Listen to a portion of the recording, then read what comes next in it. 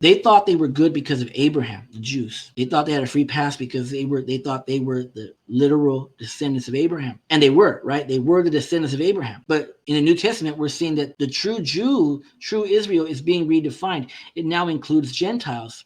Okay, anybody who comes to Christ, truly. Now we go to Galatians chapter 4, and we see, starting in verse 21, it's now talking about Abraham's two children. We notice how the New Testament is always referring back to Abraham, because that's what the promise is all about. It's through Abraham, okay? Genesis 4, starting in verse 21, it says, tell me, the Apostle Paul again talking, tell me, you who want to live under the law, do you know what the law actually says? The scriptures say that Abraham had two sons, one from his slave wife and one from his freeborn wife. The son of the slave wife was born in a human attempt to bring about the fulfillment of God's promise. But the son of the freeborn wife was born as God's own fulfillment of his promise. So, for those of you who don't know, right, who come across this, what do you mean, Abraham and his two children, his slave wife and his free wife, so going back to Genesis 12 and all that, Father Abraham, who had many sons, and many sons had Father Abraham, thinking of that song in Sunday school. Abraham was married to Sarai, whose name was changed to Sarah. So Abraham, it was Abram, name changed to Abraham. Sarah used to be called Sarai. Okay, so Abraham and Sarah, they're married, but they have no children together. And they're getting very old, like approaching their 90s.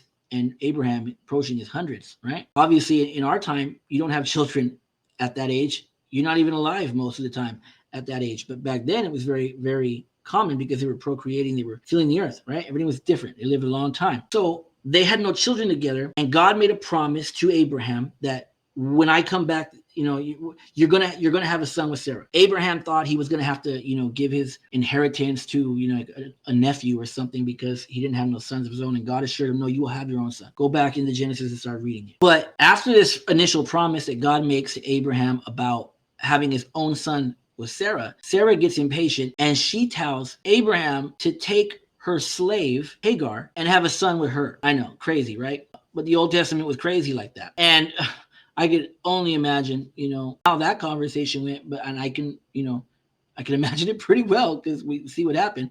Abraham doesn't seem to put up any argument, and he takes Hagar as a wife, and he sleeps with Hagar, gets her pregnant, and that's where Ishmael comes from. Okay, so that's what we're talking about here. That Abraham's two children. Tell me, you who want to live under the law, do you know what the law actually says?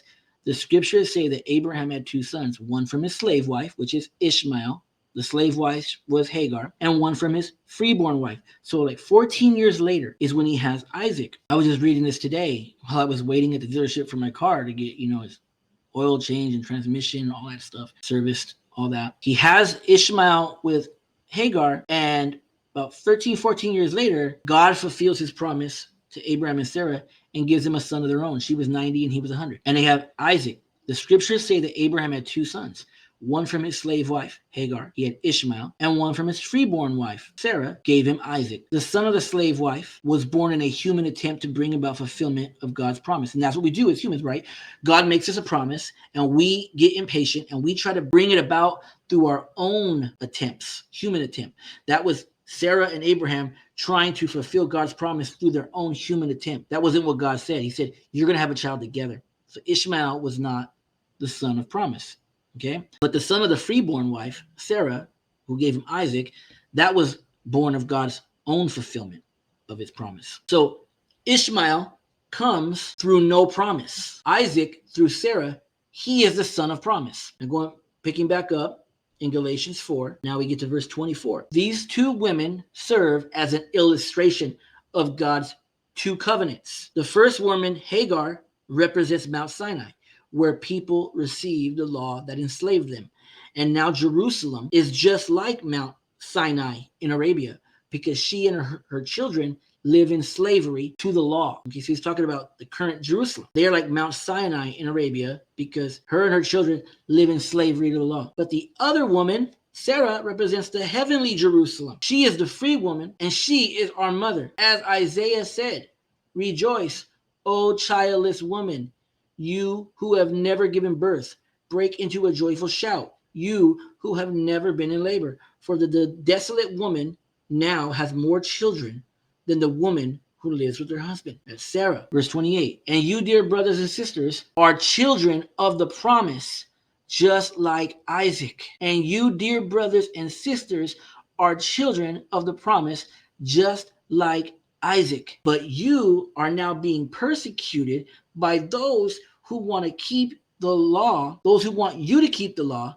just as Ishmael, the child born by human effort, persecuted Isaac, the child born by the power of the Spirit. So he's talking to Gentiles saying, hey, you are children of the promise, just like Isaac, but you are being persecuted by Jews who want to keep you to the law, just as Ishmael, the child who was born by human effort, persecuted Isaac.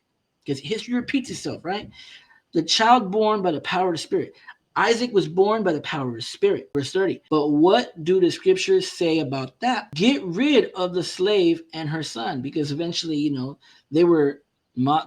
Sarah saw Hagar and Ishmael laughing at Isaac when he was just a little boy, and she told Abraham, get rid of her. And he was sad because Ishmael was his son too, but God told him, just do what Sarah says on this. Send them away, and I'll take care of them.